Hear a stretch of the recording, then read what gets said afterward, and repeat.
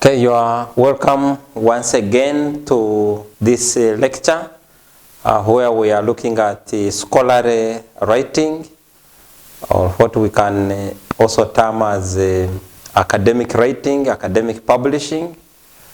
And I am still your course facilitator, Dr. Mark Kahwa, a Faculty of Education here at the Mountains of the Moon University in Western Uganda. Before we went for in the previous lecture, we are looking at how an author can respond to the reviewers, comments. And we looked at a number of aspects, so we are picking on from there. And in this lecture, I'm just going to give you an example of how you can make a detailed response to the reviewer's comments. And you'll be required to make a response to the reviewers if you are responding if your manuscript was accepted with minor changes, or if it was accepted with major changes. So with those two types of responses from the reviewers, you will be required to prepare a response. So I've already said in the previous lecture that when you receive such responses from the reviewers, then on your side, you don't only make corrections within the manuscript, but you also have to prepare a separate response.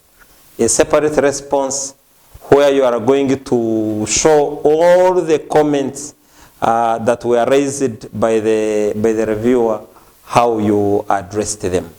So as you can see, here I'm just giving you an example. You can see you have the reviewer's comments. You have one column with the reviewer's comments. You have the second column that is about corrections done, stroke remarks. So you can just prepare a table in this very simple format where you have just two columns. You have the reviewer's comments, and also you have the corrections done, stroke the remarks. So what you do in the reviewer's comments, you will copy the reviewer's comments verbatim as they are. Then you copy those responses one by one. I mean the comments one by one. So you copy the comment of the reviewer one by one. You come and paste it here. You can see, for example, here, if you can see the reviewer's comments, like the first one, 1.1, the title apparently is too long and should be revised. So that was a comment from the reviewer. So you can see now the other side of the corrections responding now to this particular comment. So here, there we say that we have slightly adjusted the title as shown below. Beyond that, it would mean distorting the entire meaning of this research. So we even show now, but we made some modifications. Before, the title was too lengthy, too long. So you can see 2.1. This was also just copied as is from the reviewer's comments.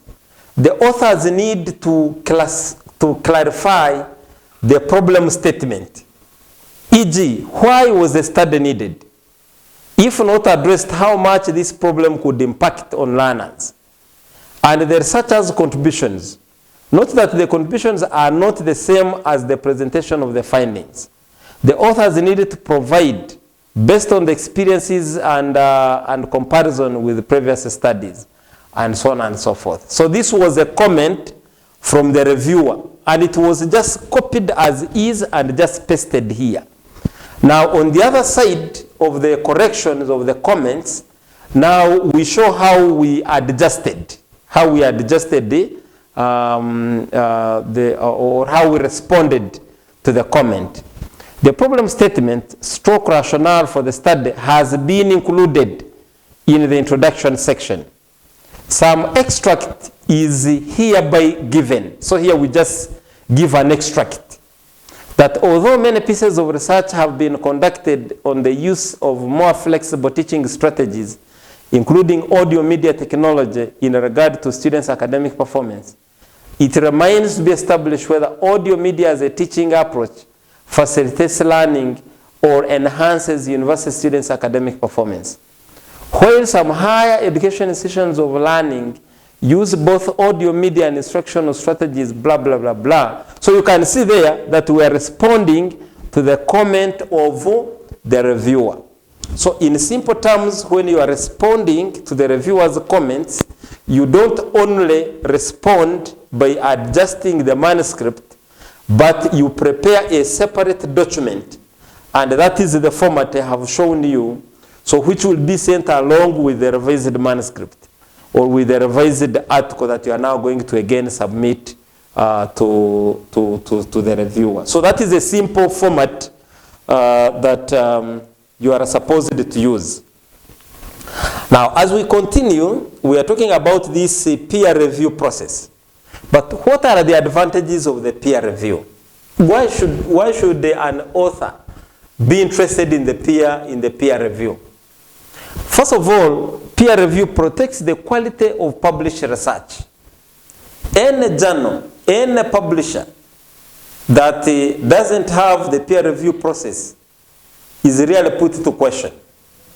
The quality of their work and the quality of the articles published are put to question. So peer review can stop obviously problematic, falsified, or otherwise untrustworthy research from being published. You can never, because if you really have false information or substandard manuscript, then it will never go through the peer review. Your paper will never be accepted. So the peer review safeguards the quality of publications that are issued out into the scientific community. Now, peer review gives you access to feedback from experts in your field. We are calling it peer review, meaning that experts in your field, experts who have similar qualifications like you, are the ones who go through your work. And then you are able to get constructive feedback, which will eventually assist you improve your own work. Then peer review presents an excellent opportunity to get feedback from renowned experts in your field and to improve your rating through their feedback and guidance.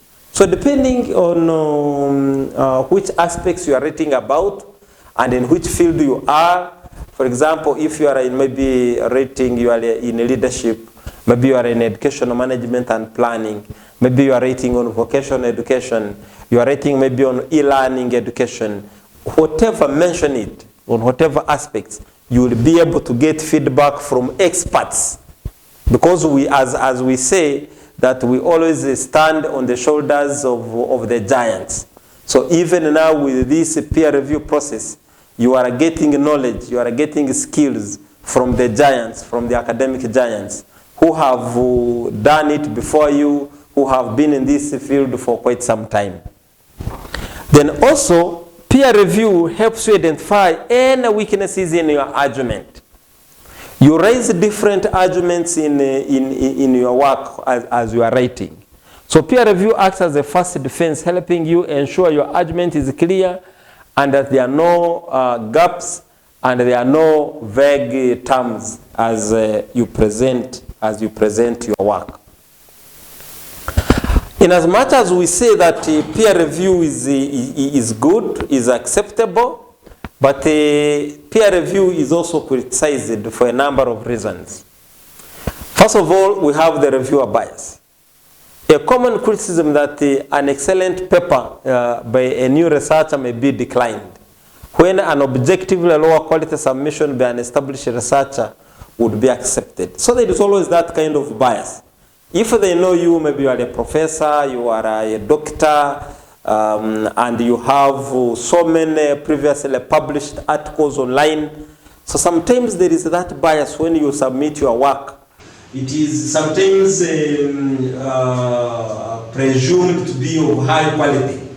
as compared to, you know, a junior researcher who is just presenting their work for the first time. So sometimes they might think their work is of poor quality. So normally there is that kind of bias. Then there are delays in publication. The thoroughness of the peer review process can lead to significant delays in publishing time. The researchers whose current at the time of submission might be as current by the time, might not be as current as the time it is published. Because there are really some journals, some publishers that will take a lot of time to publish your work. And sometimes by the time you publish your work, by the time you give in your work, you might find that it is current. It is what I want to say is that by the time you submit your work for publication, there is a current issue. There is a hot issue. But if that work takes about 10 years, 10 months or maybe 7 months before it is being published, you find that the issue now is not current. Just we can give an example of COVID-19. If you published an article on COVID-19 in 2020 or 2021, at that time it was really a hot cake. But what about at this time now if you publish a paper or a manuscript, a research paper on COVID-19, it will receive less attention. Then the risk of human error. By its very nature, peer review carries a risk of human error.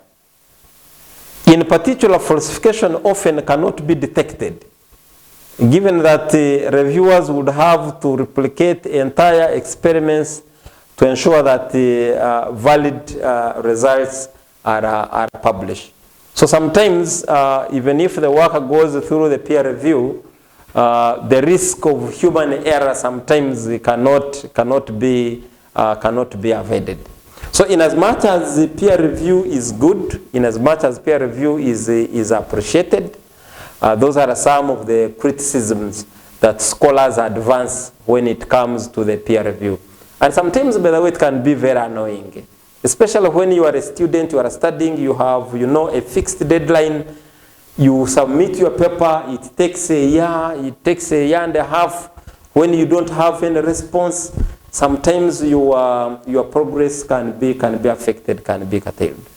So as for now, we can stop here. We shall pick up from here some other time.